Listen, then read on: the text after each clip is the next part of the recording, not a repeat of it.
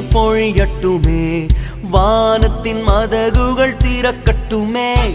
அக்கினி பெருமழை இறங்கிடவே எலியாக்களை எழுப்பும். பின்மாறி மழை இன்று பொழியட்டுமே, வானத்தின் மதகுகள் திறக்கட்டுமே.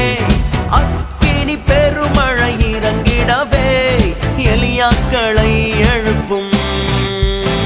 எழுப்புதல் நாயகனே, எழுந்திடும் தேசத்திற்காய், கிழித்திடும் வானங்களை அக்கினி பரவட்டுமே. எழுப்புதல் நாயகனே, எழுந்திடும் தேசத்திற்காய், கிழித்திடும் வானங்களை அக்கினி பரவட்டுமே.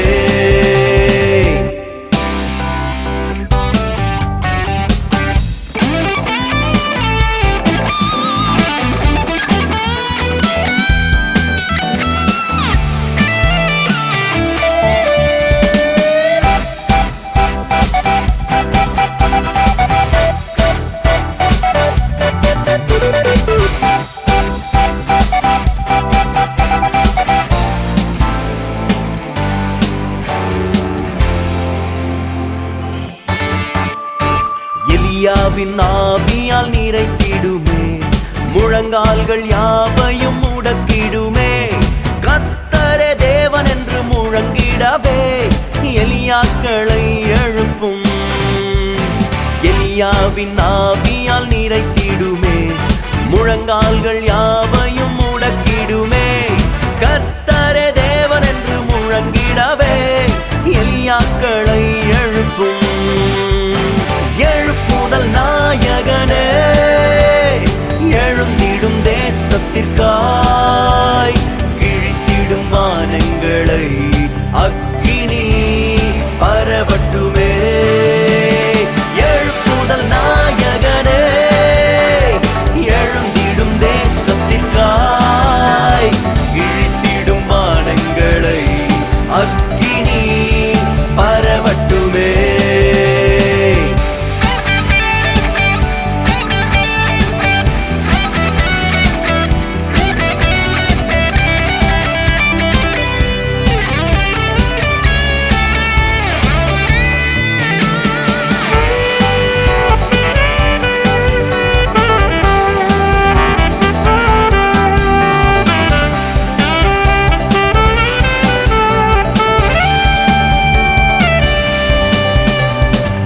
மேலின் அனுபவம் தொடரட்டுமே, சாத்தானின் திட்டம் முற்றும் அழியட்டுமே. பாகாலின் நேரம் இப்போ முடிகிறதே, எலியாக்களை எழுப்பும். கர்மேலின் அனுபவம் தொடரட்டுமே, சாத்தானின் திட்டம் முற்றும் அழியட்டுமே. பாகாலின் நேரம் இப்போ முடிகிறதே, எலியாக்களை எழுப்பும்.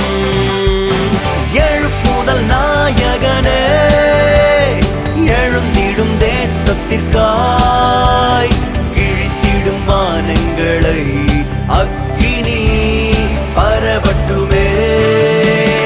எழுப்புதல் நாயகனே, எழுந்திடும் தேசத்திற்காய், கிழித்திடும் வானங்களை அக்கினி பரவட்டுமே.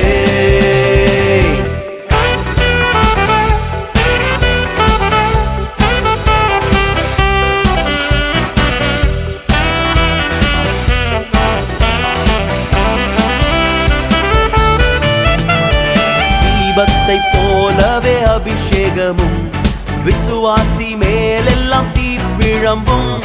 அக்கினி ஜுவாலையாய் மாற்றிடவே எலியாக்களை எழுப்பும். தீபத்தை போலவே அபிஷேகமும், விசுவாசி மேலெல்லாம் தீப்பிழம்பும். அக்கினி ஜுவாலையாய் மாற்றிடவே எலியாக்களை எழுப்பும். எழுப்புதல் நாயகனே, எழுந்திடும் தேசத்திற்காய், கிழித்திடும் வானங்களை அக்கினி பரவட்டுமே. எழுப்புதல் நாயகனே,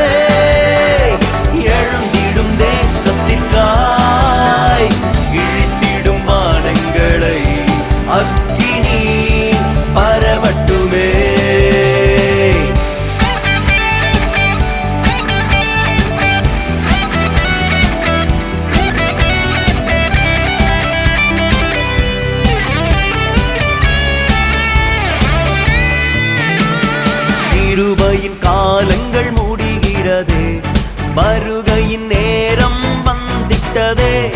தேசத்தை குலுக்கி அசைத்திடவே எலியாக்களை எழுப்பும்.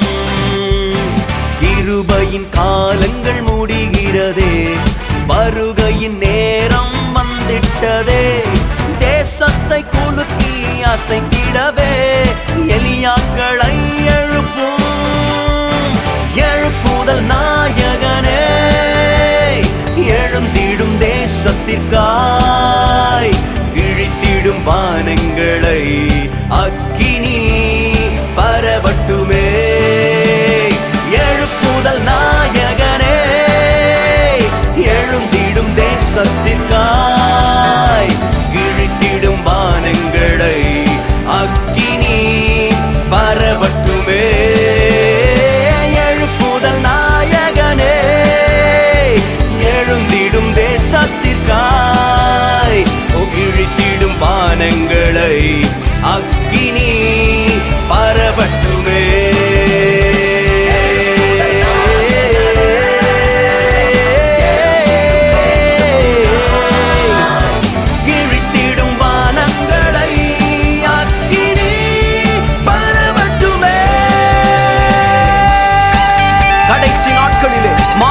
யாவர் மேலும் என் ஆவியை ஊற்றுவேன் என்று சொன்ன தெய்வமே, உம்முடைய ஆவியை இன்றைக்கு எங்களுடைய வாலிபர்கள் மேலிலும், எங்களுடைய முதியோர்கள் மேலிலும், விசுவாசிகள் மேலிலும் உம்முடைய ஆவியை நீர் அளவில்லாமல் ஊற்றுவீராக.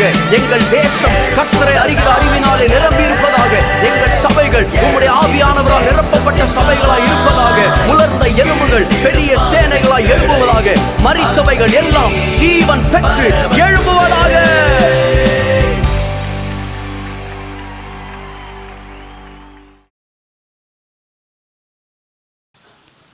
எல்லாவற்றுக்கும் முடிவு சமீபமாயிற்று. ஆகையால் தெளிந்த புத்தி உள்ளவர்களாயிருந்து ஜெபம் பண்ணுவதற்கு ஜாக்கிரதை உள்ளவர்களாயிருங்கள். எல்லாவற்றுக்கும் முடிவு சமீபமாகிவிட்டபடியால்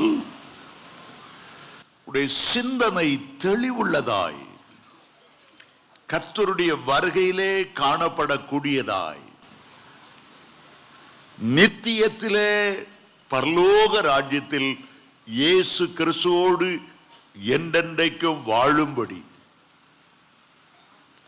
ஜெபம் பண்ணுவதற்கு ஜாக்கிரதை உள்ளவர்களாயிருங்கள். ஆண்டவர் ஒலிவ மலையின் மேல் உட்கார்ந்திருக்கும் போது சீஷர்கள், ஆண்டவரே, உலகத்தின் முடிவுக்கும் உம்முடைய வருகைக்கும் என்ன அடையாளம்? உலகத்தின் முடிவை குறித்து சீஷர்கள் பேசினார்கள். மத்தேயு 24, லூக்கா 21, மார்க்கு 13 சொன்னார். கடைசியாய் லூக்கா 21, 26 சொல்லும் போது, ஆகையால் இனி சம்பவிக்க போகிற இவைகளுக்கெல்லாம் நீங்கள் தப்பி மனுஷகுமாரனுக்கு முன்பாக நிற்க பாத்திரவான்களாய் காணப்படும்படி விழித்திருந்து ஜெபம் பண்ணுங்க. உடைய ஜெபம்தான் உடைய பரிசுத்தத்தை பாதுகாக்கும். உடைய ஜெபம்தான் உங்களை எழும்பி பிரகாசிக்க உதவி செய்யும். உடைய ஜெபம்தான் உங்களுடைய நித்தியத்தை பரலோகத்தில் செலவழிப்பீர்களா இல்லையா என்பதை நிர்ணயிக்கும். பல முடிவுகளை பார்க்கிறோம். போன வருஷம் முடிந்தது, டிசம்பர் முடிந்தது, புதிய வருஷம் ஆரம்பமானது. படிக்கிற காலம் முடிகிறது, வேலை கிடைக்கிற காலங்கள் வருகிறது. வாலிப நாட்கள் முடிகிறது, திருமண காலங்கள் ஆரம்பமாகிறது. பூமியிலே வாழ்கிற காலங்கள் முடிவடைகிறது. பட்டணங்களுக்கு ஒரு முடிவு இருக்கிறது, தேசத்துக்கு ஒரு முடிவு இருக்கிறது. ஆதியாகமம் 6:13 மாம்சமான யாவருடைய முடிவும் வந்தது. பல முடிவுகள் இருந்தாலும் இன்றைக்கு உங்களை நேரடியாய் பார்த்து ஆவியானவர் ஒரு கேள்வி கேட்கிறார். உன்னுடைய முடிவு ஜெயத்தோடு இருக்குமா? இன்றைக்கு திடீரென்று உன்னுடைய இருதயம் நின்று போய் மரிப்பாய் என்றால் பரலோகத்திலே காணப்படுவாயா? இந்த இரவு பிப்பி பிப்பி என்று பரலோக எக்காலங்கள் தொனிக்கும் என்றால் இமைப்பொழுதிலே மறுரூபமாகி நீ எடுத்துக் கொள்வாயா? இல்லாவிட்டால் உன்னை நீயே ஏமாற்றிக் கொண்டிருக்கிறாய். பல வருட கிறிஸ்தவர்களாய் இருந்தாலும் கூட கர்த்தரோடு செல்லுவதற்கு ஆயத்தம் இல்லாமல் இருப்பீர்கள் என்றால் உடைய நித்தியத்தை நீங்கள் வீணாக்கி அழுகையும் பற்கடிப்பும் நிறைந்த அக்கினி அவியாமலும் புழு சாகாமலும் ஐயோ ஐயோ ஐயோ என்று கோடி கணக்கான வருடங்களாக அக்கினி கடலிலே வெந்து ஒரு பரிதாபமான நிலையிலே முடிவடைவீர்களா? உண்மையில இயேசுவின் இரத்தம் உங்களை கழுவி இருக்கிறதா? உண்மையில நீங்கள் மனம் திரும்பி இருக்கிறீர்களா? உண்மையில நீங்கள் ரட்சிக்கப்பட்டு இருக்கிறீர்களா? உண்மையிலே நீங்கள் தேவனுடைய பிள்ளைகளாய் இருக்கிறீர்களா? பழைய பாட்டிலே ஒரு தீர்க்கதரிசி என்னாகமம் 23:10 சொன்னார், என்னுடைய முடிவு ஒரு நீதிமானினுடைய முடிவை போல இருப்பதாக. நீதிமான் மரிப்பது போல நான் மரிப்பேனாக. எல்லாருக்கும் பரலோகம் போக வேண்டும் என்ற ஆசை, நீதிமானை போல மரிக்க வேண்டும் என்ற ஆசை. நீதிமானை போல வாழ்ந்தால்தான் நீதிமானை போல மரிக்க முடியும்.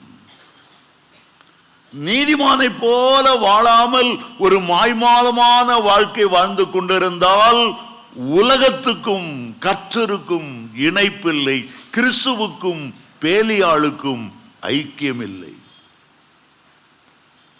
தாவீது ராஜா சொல்லுகிறார், எப்போதுமே ஒரு உத்தமனை, ஒரு நீதிமானை நீ பார்த்து கொண்டே இரு.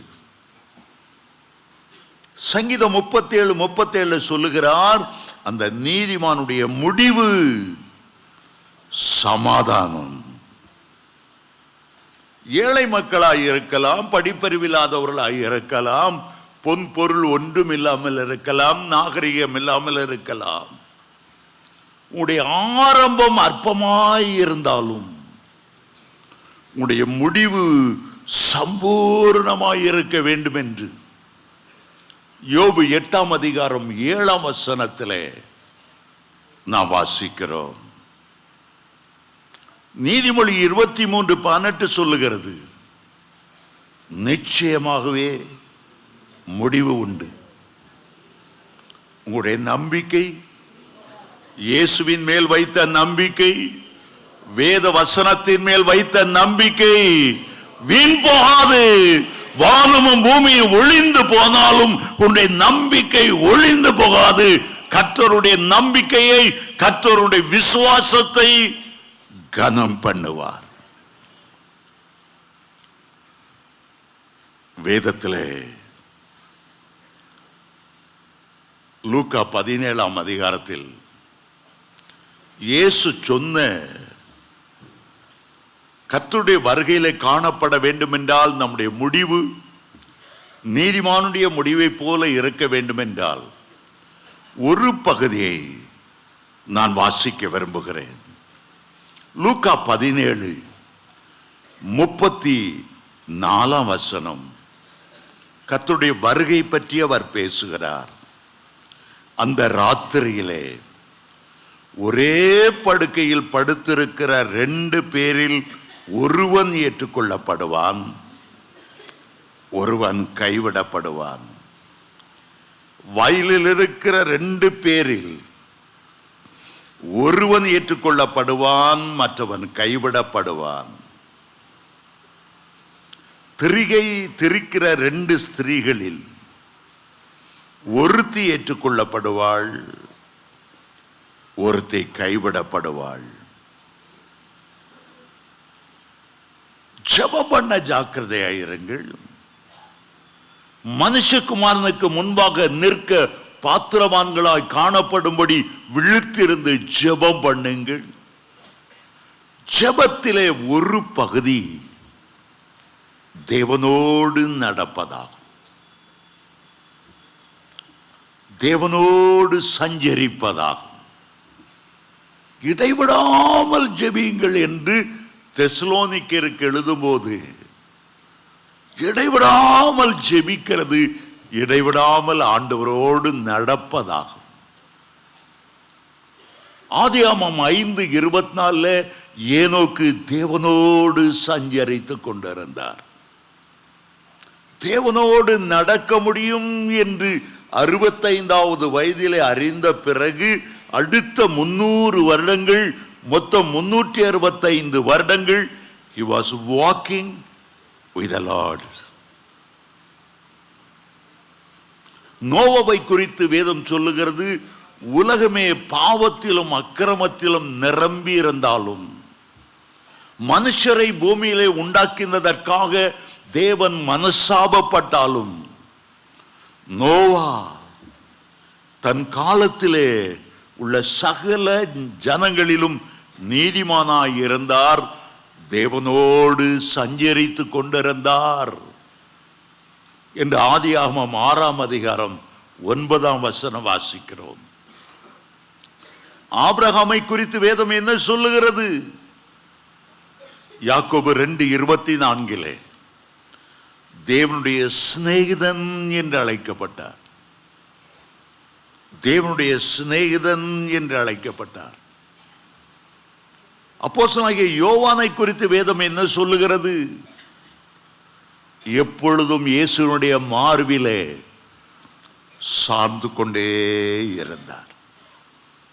நீங்க என்ன வேலை செய்தாலும் உங்களோடு கர்த்தரை இணைத்துக் கொள்ளுங்க, தேவ பிரசன்னத்தை இணைத்துக் கொள்ளுங்க, மகிமை மகிமை மகிமைன்னு சொல்லுங்க, அந்நிய பாஷைகளை பேசுங்க, உம்மை போல அன்புள்ளவர்கள் ஒருவரும் இல்லையப்பான்னு சொல்லுங்க.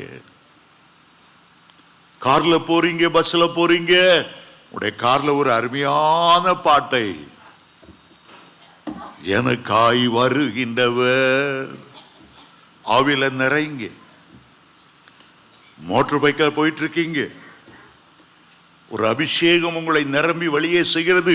மோட்டர் பைக்கை ஓரங்கட்டுங்க, ரோட்டு பக்கத்தில் நிறுத்துங்க, அங்கேயே முழங்கால் படிடுங்க. ஒரு 5 நிமிஷம் அந்நிய பாஷையில பேசுங்க, சத்தமா சோத்தன்னு சொல்லுங்க. உலகம் உங்களை பைத்தியக்காரன் போல எண்ணினாலும் பரவாயில்லை, பரலோகம் உங்களை பார்த்து மனமகிழும். ஜான் வெஸ்லி சொன்னார், 15 நிமிடத்துக்கு ஒரு முறையாவது ஆவில நிறையாமல் என்னால் வாழவே முடியாது. அப்படி வாழ்ந்தேன் என்றால் தண்ணீரில் கிடக்கிற மீனை பிடித்து தெருவிலே போட்டதை போல என் ஆத்துமா துடிக்க ஆரம்பித்து விடும். 23 பேரை உயிரோடு எழுப்பின ஸ்மித் விகில்ஸ்வர்த் சொன்னார், என் பாக்கெட்ல நான் ஒரு நியூ டெஸ்ட்மெண்ட் வைத்து 15 நிமிஷத்துக்கு ஒருக்கா ஒரு அதிகாரத்தை வாசித்து ஆவில நிரம்புவேன். இனி கர்த்தர் இந்த பூமியில உங்களுக்கு கொடுக்கிற ஒரு நாள், நீங்கள் பரலோகத்தில் பிரவேசிப்பதற்கு ஆயத்தப்படுகிற ஒரு நாளாயிருக்கும். எல்லாவற்றுக்கும் முடிவு சமீபமாயிற்று. ஒரு பக்கத்தில் காலையில மோன்சி லாசரஸ் சொன்னார், சாத்தான் தனக்கு கொஞ்ச காலமே உண்டென்று அறிந்து யாரை கவிழ்க்கலாம், யாரை வஞ்சிக்கலாம். சிங்கத்தை போல அவன் சுற்றி வந்து கொண்டிருக்கிறான். இது ஒரு முடிவு காலம். உலகத்திலே பல காலங்கள் கடந்து வந்தது. ஏதேன் தோட்டத்திலே குற்றமறியாத காலம் இருந்தது, மனசாட்சியின் காலம் இருந்தது, வெறுத்த சேன காலம் இருந்தது, நியாயப்பிரமாண காலம் இருந்தது, இயேசு பூமியில வாழ்ந்த காலம் இருந்தது, பரிசுத்த ஆவியானவருடைய காலம் இருந்தது, முன்மாறி காலம் இருந்தது, பின்மாறி காலம் முடிகிறது. கிருபை நாட்கள் முடிய போய் இனி அந்தி கிறிஸ்துவினுடைய நாட்கள் ஆரம்பமாக போகிறது. அதற்கு முன்பாக இயேசு கிறிஸ்து வரப்போகிற ஒரு கடைசி நேரத்தில் நின்று கொண்டிருக்கிறோம். இனி ஒரு தலைமுறை பூமியில எழும்பும் என்று சொல்வதற்கு எந்த நம்பிக்கையும் இல்லை. உங்களை நீங்களே ஆராய்ந்து பார்த்து சீர்படுத்த வேண்டியவர்களை சீர்படுத்தி, அப்பா நான் எப்படியாயிலும் உம்முடைய மகிமையின் வருகையில காணப்படணும். தூதர்களோடு நின்று கோடி கோடி வருஷமாய் உம்மை துதிக்கிற அந்த மகிமையின் தேசத்துக்கு நான் வரணும். தாவீது சொல்லுகிறார் 23ஆம் சங்கீதம் 6ஆம் வசனத்திலே, என் ஜீவனுள்ள நாளெல்லாம் நன்மையும் கிருபையும் என்னை தொடரும், நான் கர்த்தருடைய வீட்டிலே நீடித்த நாட்களாய் நிலைத்திருப்பேன். கைகளை தட்டி கர்த்தருக்கு நன்றி செலுத்துவோம்.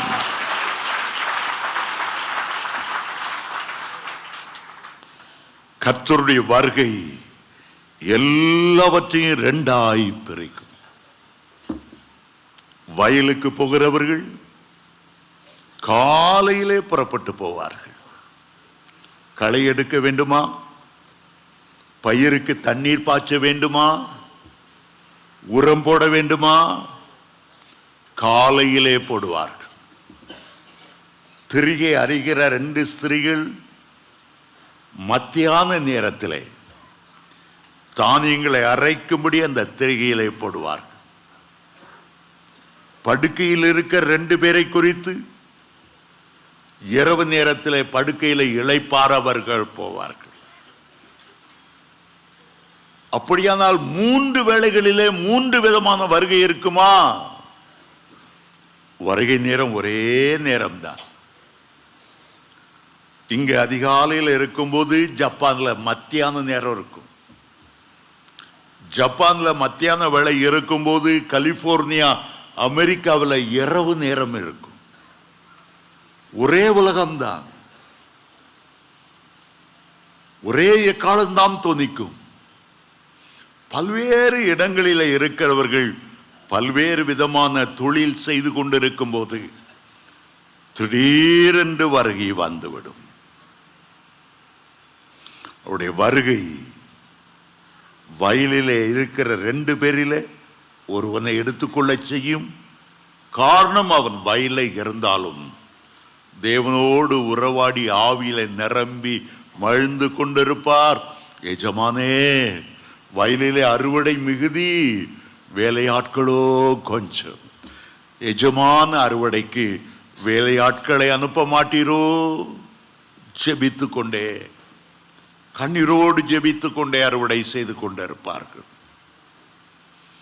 2 பேர் திரிகை அறித்தாலும், ஒருவள் ஊர்க்கதை, வெட்டி கதை, சினிமா கதை பேசிட்டு இருந்தாலும், மற்றவருடைய உள்ளமோ கர்த்தரோடு இசைந்து, எப்பொழுது வருவீர்?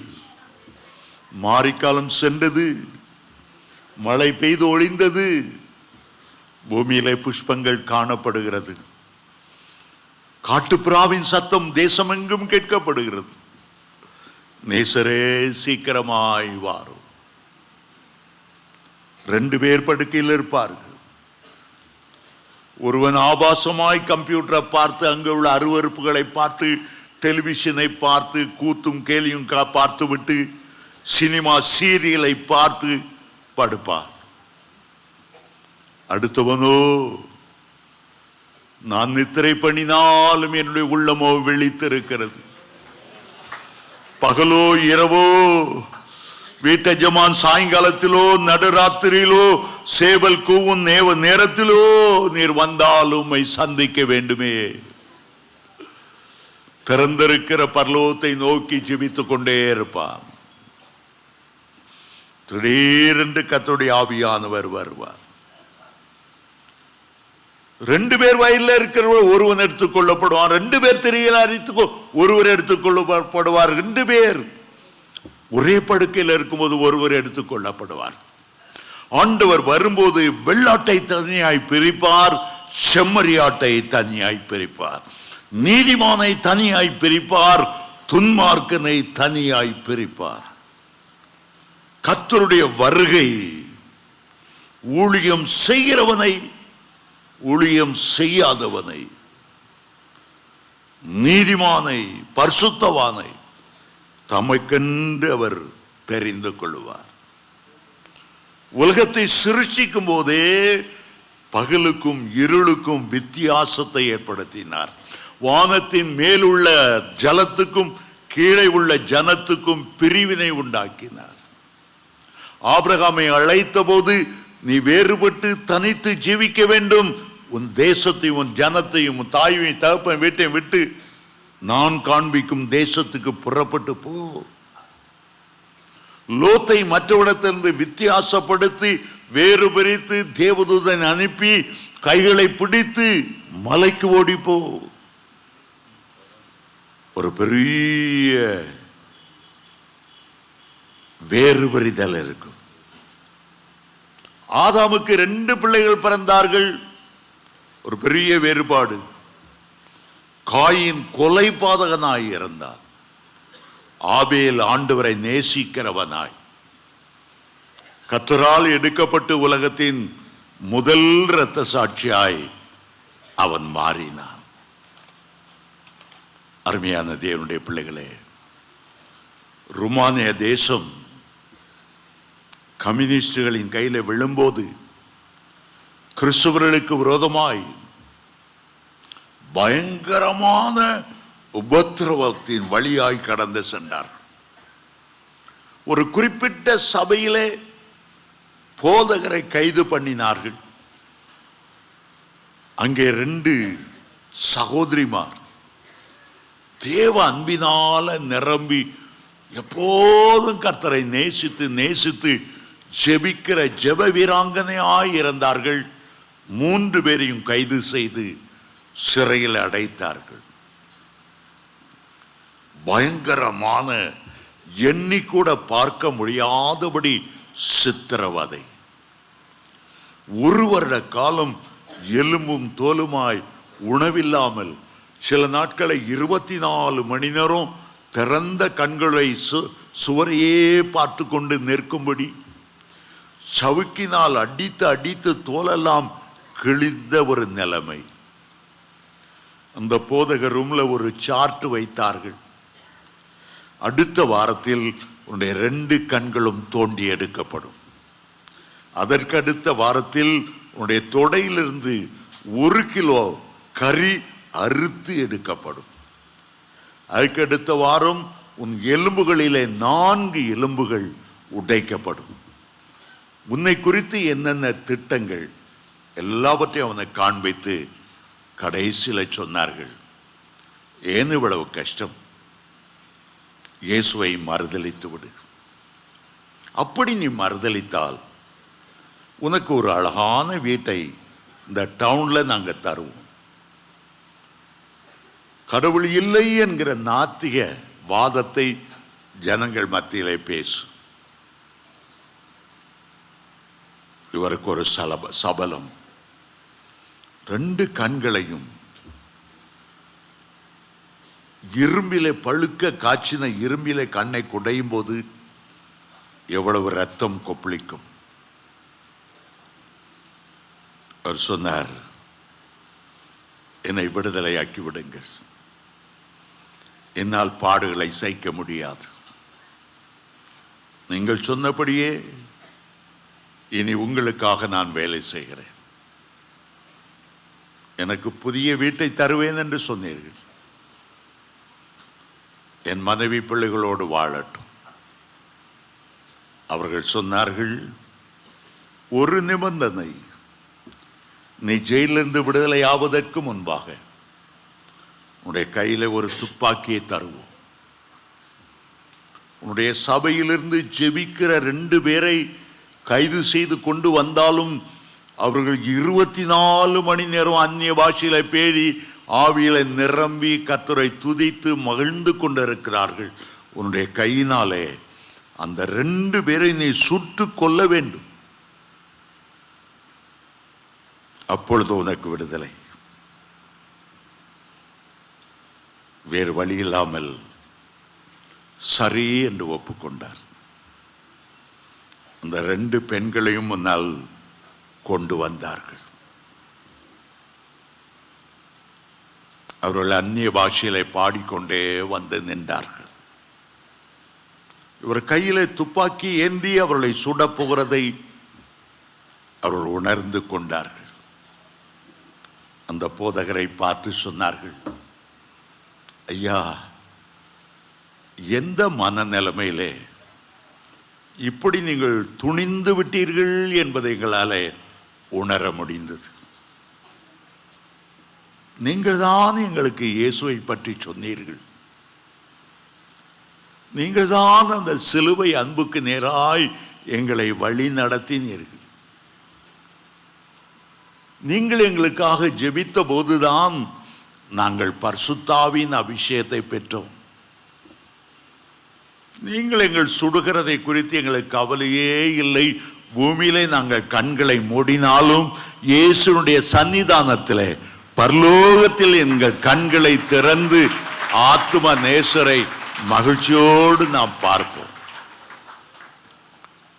ஆனால் ஒரு காரியம், இயேசுவுக்கு 2 சீஷர்கள் இருந்தார். ஒன்று போலவே அவரோடு உண்டு உறங்கி அவர் செய்த அற்புதங்களை அவர்களும் செய்து அவரோடு 3.5 ஆண்டுகள் செலவழித்தார்கள். பேதுரு ஆண்டவரை மறுதலித்தார். யூதாஸ் காரியோத் ஆண்டவரை 30 வெள்ளிக்காசுக்காக விற்று போட்டார்கள். 2 பேரும் ஒரே குழு, 2 பேரும் உம்மோடு இருந்தவர்கள்.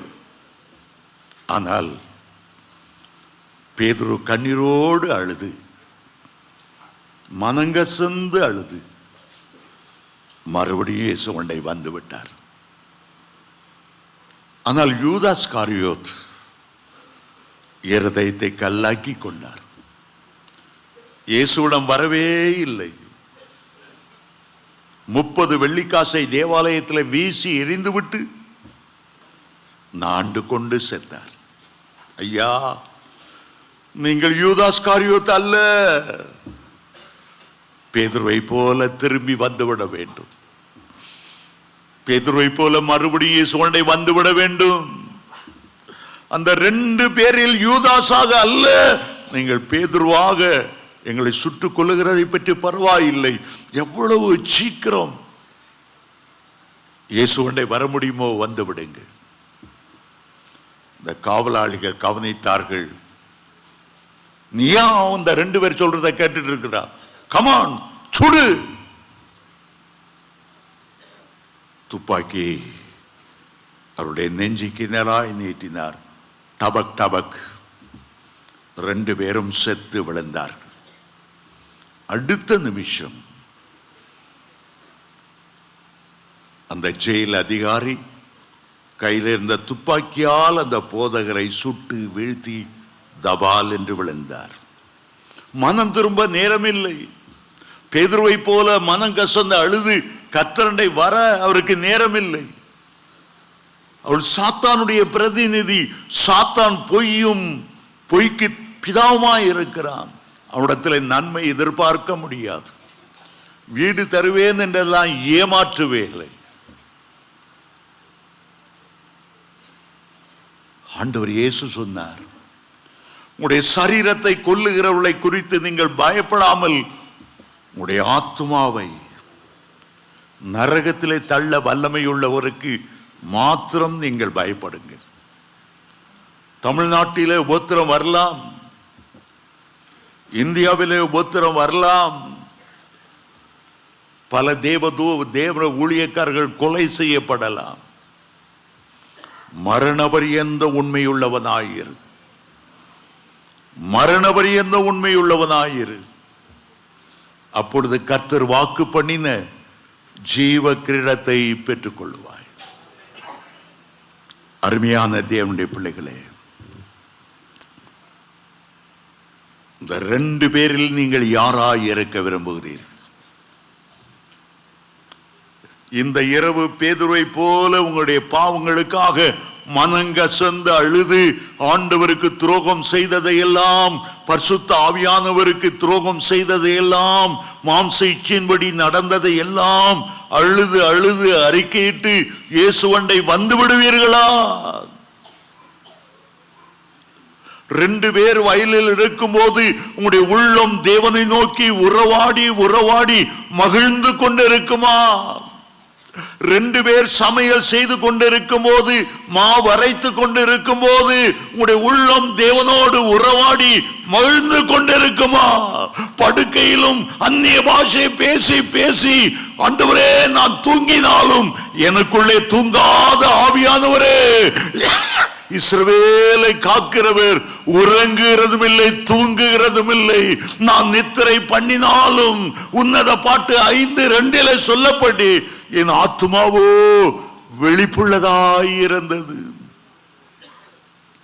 ரோமர் 8:26 வேதம் சொல்லுகிறது, உங்களுடைய பலவீனத்தில் எல்லாம் ஆவியானவர் உங்களுக்கு உதவி செய்கிறார், உங்களுக்கு உதவி செய்கிறார். ஜெபிக்க முடியாத எல்லா சூழ்நிலையிலும் ஆவியானவரே எனக்குள்ளிருந்து வாக்கு அடங்காத பெருமூச்சுகளோடு ஜெபம் பண்ணும் என்று சொல்லும் போது, நீங்கள் விடுகிற வரையிலும், இரவில திடீரென்று 3 மணிக்கு 4 மணிக்கு எழுந்தாலும் உங்களுக்குள்ளே அந்நிய பாஷை ஓடிக்கொண்டே இருக்கும்படி ஆவியானவர் உங்களுக்கு வாக்கு கொடுத்து சொல்லுகிறார், என் மகனே என் மகளே, நீ உறங்கினாலும் உன்னுடைய பலவீன நேரத்தில் எல்லாம் உனக்கு நான் உதவி செய்வேன். உனக்கு ஏற்றபடி ஜெபிக்க முடியாதபடி நேரத்தில் நான் உனக்குள் இருந்து உன் சரீரத்தை என்னுடைய ஆலயமாக்கி, என்னுடைய வாசஸ்தலமாக்கி, என்னுடைய பரிசுத்த ஸ்தலமாக்கி உனக்குள்ளே இருந்து நான் ஜெபித்துக் கொண்டே இருப்பேன். எல்லாவற்றுக்கும் முடிவு சமீபமாயிற்று. ஆகவே தெளிந்த புத்தி உள்ளவர்களாயிருந்து ஜெபம் பண்ண ஜாக்கிரதை உள்ளவர்களாயிருங்க. எழுந்ததும் முதல் நேரத்தை கர்த்தருக்கு கொடுங்க. எழுந்ததும் முதல் வேளையில ஏசப்பான்னு கூப்பிடுங்க, மகிமையின் ராஜான்னு கூப்பிடுங்க. உம்முடைய மகிமையின் பிரசன்னத்தால இன்றைக்கு என்ன நிரப்போ. மத்தேயு 6:33 சொல்லுகிறது, முதலாவது தேவனுடைய ராஜ்யத்தையும் அது நீதியும் தேடுங்கள், மற்றவைகள் எல்லாவற்றையும் நான் உங்களுக்கு கூட கொடுப்பேன். ஒரே வீட்டில் 2 பேர், ஏசாவும் யாக்கோபும். யாக்கோபு முழு இரவும் ஜெபிக்கும்படி, போராடி போராடி ஜெபிக்கும்படி ஜெப ஆவினாலே நிரம்பி இருந்தார். ஏசா ஒரு முறை கூட ஜெபித்ததில்லை. ராகேலும் லேயாளும் யாக்கோபின் மனைவிமார். லேயாள் ஆண்டவரை நேசித்து பிள்ளை பிறக்கும் போது நான் கர்த்தரை துதிப்பேன் என்று யூதா என்று பெயரிட்டாள். ராகேல் கர்த்தரை தேடவில்லை, தகப்பனுடைய விக்கிரங்களை ஒழித்து வைத்து அதன் மேல் உட்கார்ந்திருந்தாள். அவளுக்கு பிள்ளை பிறந்த போது ராகேலை போல கர்த்தரை துதிப்பேன் என்று சொல்லவில்லை, பெனோனி துக்கத்தின் மகன் எனக்கு பிறந்திருக்கிறான். எவ்வளவு பெரிய வித்தியாசம்! ஒரே தாவீதுக்கு அப்சலோமும் பிறந்தான், சாலமோனும் பிறந்தான். சாலமோன் ஆண்டவருக்கென்று மகிமையான ஆலயத்தை கட்டினான். ஆனால் அப்சலோம் தாவீதின் மறுமனையாட்டிகள் அவ்வளவு பேரையும் உயர்ந்த கோபுரத்தை கொண்டு போய் அத்தனை இஸ்ரவேல் மக்கள் பார்க்கும்போது அவ்வளவு பேரையும் கற்பழித்தான். கர்வாலி மரத்திலே தொங்கி அவனை ஈட்டினால் அவனை அம்பினால குத்தி கொண்டார்கள். 2 பேருக்கும் எவ்வளவு பெரிய வித்தியாசம். மார்த்தாளும் மரியாளும் ஒரே வீட்டில் தான் குடியிருந்தாள். மார்த்தாள் வீட்டிலே சமையல் வேலையிலே கஷ்டப்பட்டாள். மரியாளோ இயேசுனுடைய பாதத்திலே அமர்ந்து தன்னை விட்டு எடுபடாத நல்ல பங்கை தெரிந்து கொண்டார். உங்களுடைய வீட்டிலே எத்தனையோ பிள்ளைகள் உங்களோடு பிறந்திருக்கலாம், உங்களோடு எத்தனையோ பேர் படித்திருக்கலாம். இன்றைக்கு யோசித்து பார், நீ தேவனோடு நடக்கிறாயா? நீ தேவனோடு நடக்கிறாயா? கர்த்தருடைய வருகைக்கு ஆயத்தமாயிருக்கிறாயா? பரிசுத்தமாக்கப்பட்ட ஒரு வாழ்க்கை வாழ்ந்து கொண்டிருக்கிறாயா?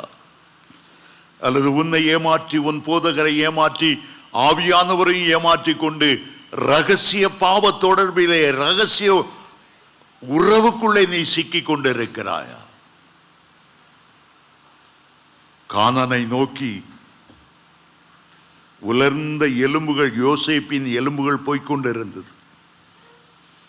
ஆனால் அந்த எலும்புகளுக்குள்ளே ஒரு அபிஷேகம் இருந்தது. ஒரு நாள் எக்கால சத்தம் தொனிக்கும் போது என் எலும்புகள் உயிரடையும். என் எலும்புகள் எகிப்தில் இருக்கக்கூடாது. கானானிலே அடக்கம் பண்ணப்பட்ட, எப்ரோனிலே மக்பேலா குகையிலே அடக்கம் பண்ணப்பட்ட ஆபிரகாம், ஈசாக்கு, யாக்கோபோடு நான் உயிர் தெழ வேண்டும். எலும்புக்குள்ளே உயிர்த்தெழுதலின் நம்பிக்கை இருந்தது. கிறிஸ்து வரும்போது கிறிஸ்துக்குள் மரித்தவர்கள் தான் முதலாவது எழுந்திருப்பார்கள். பிரேத குழியில் உள்ளவர்கள் தேவகுமாரனுடைய சத்தத்தை கேட்கும் காலம் வரும். இப்பொழுதே அந்த காலம் வந்திருக்கிறது. ஹல்லேலூயா. உலகம் ஒரு பெரிய வயல்வெளி. ஊழியம் என்பது கர்த்தருடைய வயலிலே எத்தனை மணி நேரத்திலே நீ வந்திருந்தாலும் 11ஆம் மணி நேரத்தில் கூட அவருடைய வயலிலே வேலை செய்ய வருவாயானால் கர்த்தர் உன்னை கனம் பண்ணுவார், உன்னுடைய ஊழியத்தை கனம் பண்ணுவார். வயலிலே தானியத்தை விதைக்கிறது போல தேவ வசனங்களை தேவ பிள்ளைகளுடைய உள்ளத்திலே விதைக்கும்படி ஆண்டவர் உங்களை அழைத்திருக்கிறார்.